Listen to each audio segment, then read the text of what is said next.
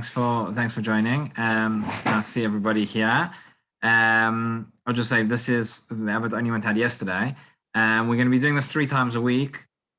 Everybody to know, feel free to come as many times or as few times as you want. Each one is a standalone session, so you can always join, even if you haven't been in the others. We're going to try and cover as much of Hilchot Purim as we can coming up to Purim. So if anyone has specific questions, please feel free to send them to me or to to us, and we can address those in.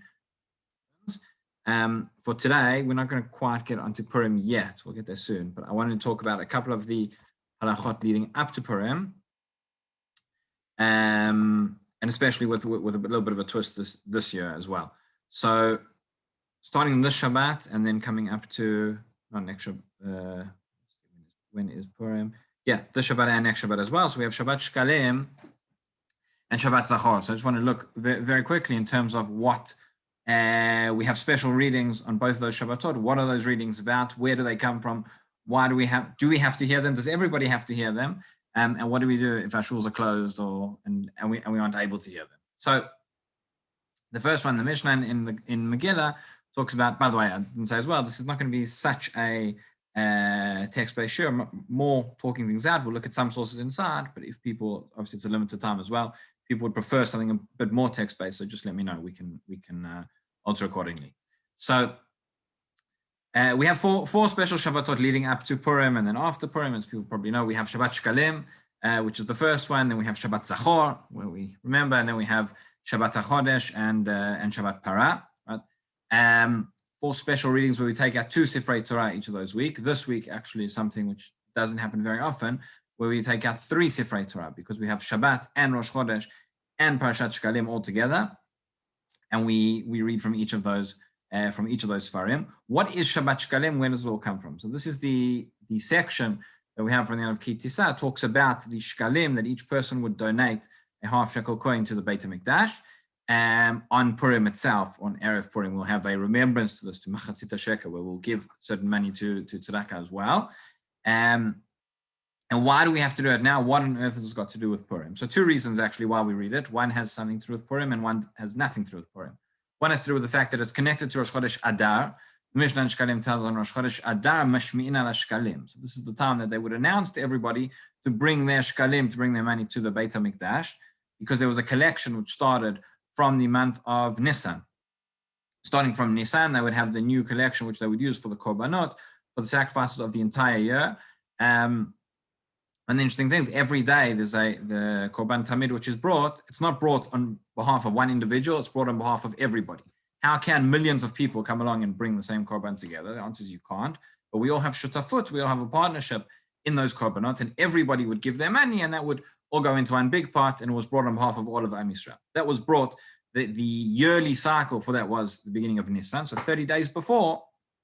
So we start 30 days before Chag, we start learning about Chag, we start preparing. So that's one reason why Shkalim is connected simply to Rosh Chodesh Adar, nothing to do with Purim. The other reason is to do with the fact that in the Megillah, we read about Haman weighing up his Shkalim, weighing up his silver coins, which he was going to give to Achashverosh in return for answering his plot and letting him annihilate the Jewish people. So when Haman did that, he weighed up his Shkalim in Nisan. That's in the 3rd parak of the Megillah.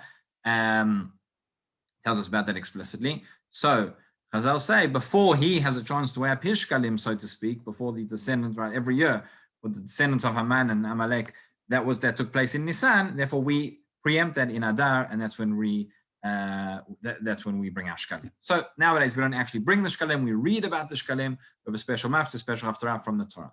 Do we all have to come along and hear this parasha of Shkalim? So there are some opinions that say that, one opinion really, that says that reading Parshat Shkalim is a Torah mitzvah, is a Torah requirement, but most poskim don't hold this way, hold that it would just be certainly not be doraita, maybe not an individual chiyuv, and therefore shul is closed, or we aren't able to get to shul, there's a question, and there's a doubt, or pikuach nefesh, or anything like that, one would not be required to hear Parshat Shkalim. We can skip that over. We can read the psukim at home, and that's we can satisfy. Ad kan Parshat Shkalim, that is the first one. The second of the 4 parashiyot, is Parshat Zachor. Parshat Zachor, meaning to remember, and this one is a lot more serious. There is a mitzvah to remember Amalek, and remember what Amalek did to us. And in fact, there are actually 3 mitzvot connected to Amalek, which I learned out from the Pasuk. One is to wipe out Amalek, to annihilate them, literally. That is something which does not really apply today. We don't know who Amalek is. No one can say that, we know in this mitzvah in practical terms does not apply in our generation. The other 2, which do still very much apply, is to remember what Amalek did and not to forget. And that's what it says. That's what it says in the Pasuk. Right? You have to remember and not to forget. And the obvious question, which everybody's thinking, is, well, if you remember, you won't forget. If you won't forget, you'll remember. Why does you have to waste words and tell us, remember, don't forget? Does it just mean, really remember? It's like sometimes when you have in Hebrew, you have these double verbs,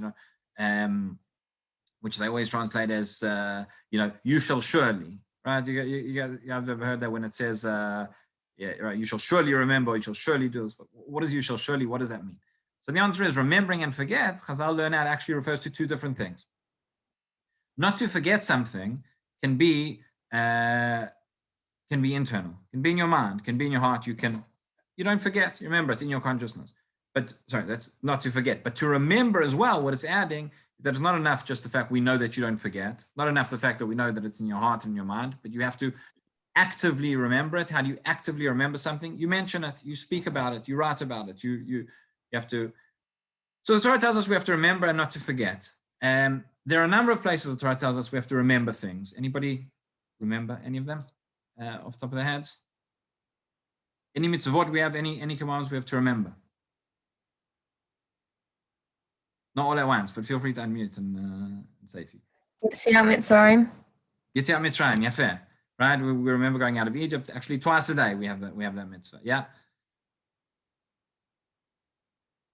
Maseh Miriam, get on written in the chat. Okay, so there are a few. Actually, in some of the Siddurim, you'll see it's at the end of Shachrit, they have these 6 chirot. They're actually not the only ones, but there are 6 cases of things that we remember where the Torah says in the Pasuk explicitly, it says Zachor, right? Remember. So it tells us to remember leaving Egypt. Leaving Egypt, by the way, is the only one where it actually says you have to remember it every single day. But leaving Egypt, we have to remember Shabbat. Every day we say Shir Shel Yom, that's in order to fulfill this mitzvah of remembering Shabbat. We remember what happened with Miriam. We remember, and one of them we remember Amalek. So how do we remember? So you can already hear the certain things. So some people have the minhag actually of reading those psukim every day at the end of Shach, right? It's not a chiyuv or the most poskim, but it's certainly not a bad thing to do. But some people do that. Yetziat Mitzrayim, as I've said, we have to remember and we have to read out those psukim every day. So there's different ways of remembering different things. So the question is, how do we remember Amalek? How often do we have to remember Amalek? So everybody will agree there's a mitzvah asay, there's a positive mitzvah from the Torah to remember what Amalek did to us. Positive mitzvah to remember and to remember it verbally.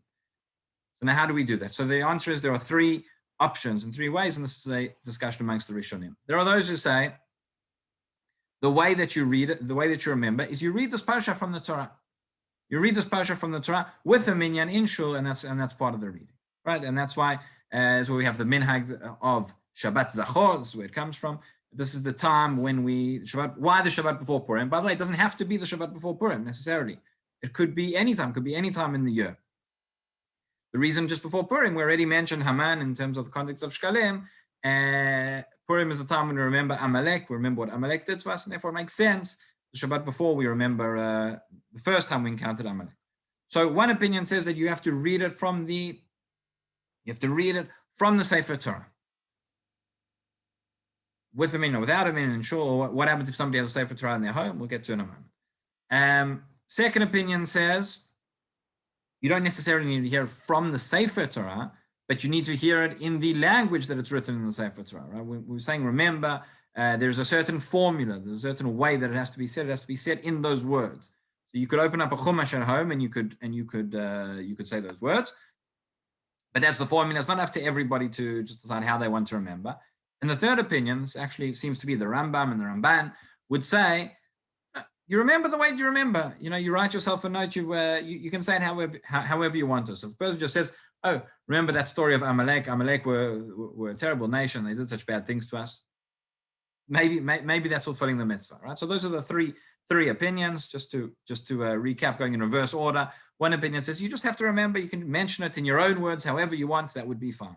Opinion number two says, no, you need to use the formula that the Torah gave us, which is the psukim. And the third opinion says, actually, you have to hear those psukim, but in a way that when it's read from the Sefer Torah, from a kosher scroll, right? Why would we say that?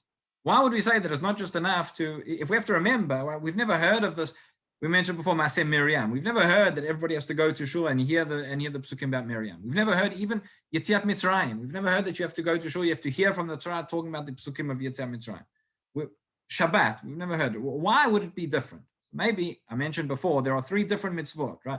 We mentioned the basis of this is that there is a mitzvah to wipe out Amalek. Physically, literally, there's a mitzvah to go to war with them. We need to understand, and maybe in a different session, if we have time, we'll discuss why that is and what Amalek did was so bad and how we can be commanded literally to go into war, which is not an ideal situation by anybody's standard. But it could be that the mitzvah of remembering Amalek is connected to the physical mitzvah of wiping them out. And just as that is done in a public way, right? We're not encouraging vigilantism. We're not encouraging every person to go and do things by themselves. But you have an army, you have a public way of doing these things. So too, we might say that there is a public way of reading and of remembering, and that would be the same. So, which of those opinions is bottom line halacha? So I'll just share with you very, very quickly the Shulchan Aruch, two places where the Shulchan Aruch talks about this. One is in Hilchot Purim, and he doesn't, he's not so explicit over there in terms of which of these opinions we satisfy.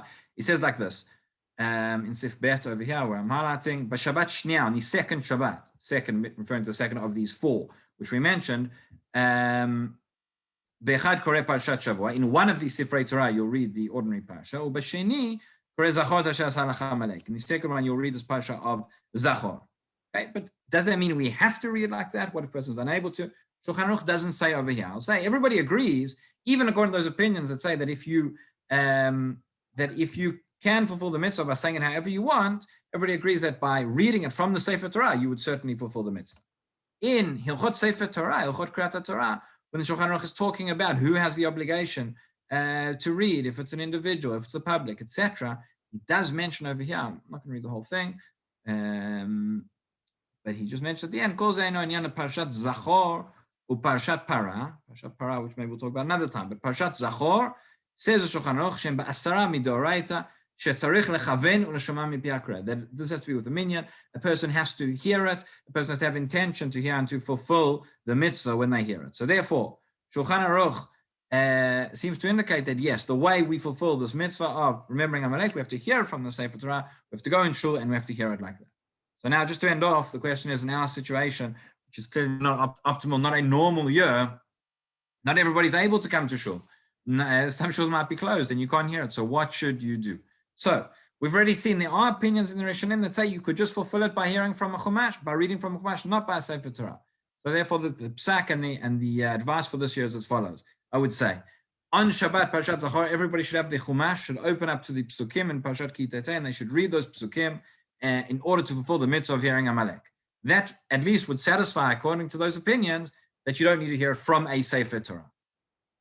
We still have opinions that you need to hear from a Sefer Torah. So we said this is only once a year. So in the summer, Bezrat Hashem, everything will be a lot closer to normal. We get to Parshat Ki Tetzei somewhere in about the month of August. Everybody should go to shul in Parshat Ki Tetzei, should hear the Parsha then, and should have in mind to wipe out the memory of Amalek. Okay, so that's like we said, just 15-minute slots. So we're done for today. If anybody wants to ask a question on what we did today, if you're not in a rush, I'm happy to answer. Otherwise, please feel free to send through questions or to send through specific topics, specific things about Purim that you want to know in the next couple of weeks. Thank you.